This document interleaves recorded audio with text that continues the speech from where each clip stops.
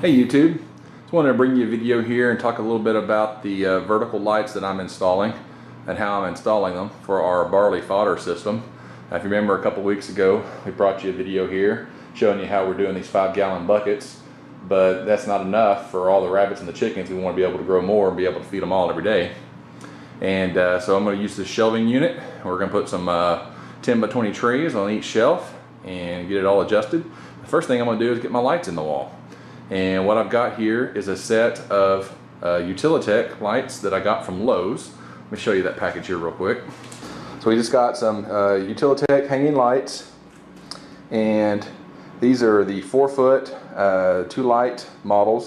They are T12 40-watt bulbs. I'll show you what they look like in another set I've got over here. So over here I've got some hanging on this shelf when we start seeds and stuff. And they're designed to hang from these chains. They aren't really designed to mount on the wall. So all the units that are for mounting purposes, that you would mount to a ceiling or something like that, all are designed to be not be plugged into an outlet, but just be integrated directly into your electrical. And I want to be able to plug these into the outlet and have them run off a timer. So we're going to mount these to the wall, and I'm going to show you how I'm doing that. So I've got the light out here that I'm going to be ready to install here in just a second. There are screws that hold this inner plate to the outer plate and protect the guts of the lighting system. And these screws are located here, here, 2 on that end, and then there's 1 more in the middle. So a total of 5 screws that separate these 2 plates. And so what we want to do here is just go ahead and lift this out, and as you can see, it just comes right off. Now, the connectors for the lights are hooked by the wires. And since we want to install the base plate and actually fasten it to the wall, we need to remove those, and they just slide right off the ends, really easy. So we're just going to slide those off each end.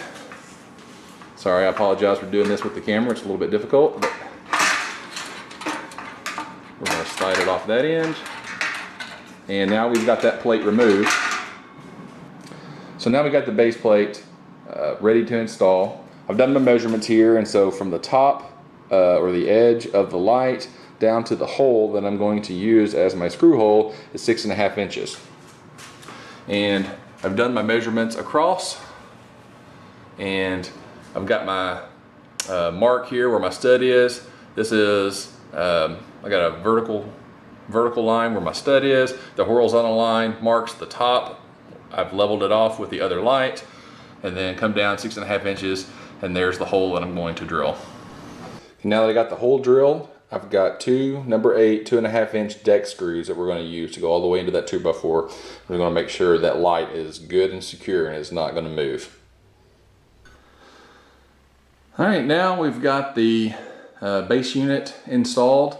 After doing the first screw, I went ahead and used my level, checked my level and got everything lined up perfectly, and then went ahead and drilled the second screw into the bottom. So now we're going to take the base plate and get it attached back to the top one. Unfortunately, I don't have a tripod, so I'm not going to be able to film myself doing that. Alright, I got it mounted up here. One thing I want to mention before I put the lights in is that these initial screws, you didn't see me take them out, but when they were came out of the box, these screws were screwed in this direction. And it's just 2 thin pieces of metal right here. You can see I got my fingers on each side of it. It doesn't really matter which way that screw goes. When you go to put it up on the wall, then what you end up with is you can't get your screwdriver back here at an angle enough to be able to put that tiny screw in. So I just went ahead and put it in from the inside, and it's holding just fine. So, and on the other one I did over here, I didn't have any problems with the lights getting in the way of the screws, or the screws being in the way of the lights. So, all right guys, so we got everything installed, got the timer hooked up there, and everything's plugged in and ready to go. Quick note about the lights. On the left of each system there, we've got a 3000K bulb in the red zone, and the right bulb on each one is a 6500K bulb in the blue zone to try to simulate sunlight as best as possible. I used that setup last spring in the hanging fixtures that I showed you a while ago. And that's what I used to do all my seed starting and everything like that, and that all worked just fine, you know, where I had it set up inside the house.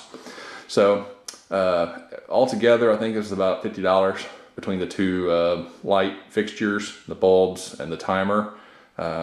You know, give or take a few dollars. I'm not measuring exactly, but an expensive grow light system is going to cost you a couple $100 at least. And we're going to check out and see if this works for us. I know I've been growing the barley in here for the animals with the same system of lights set up at the top on the ceiling. So I think it'll work, and we're going to keep trying it. Bring back another video to you guys here before too long. We'll get the shelves in place, get the trays in place and everything like that, and get it all set up. So anyways, if you like what we're doing, give us a subscribe, and as always, talk to you guys later.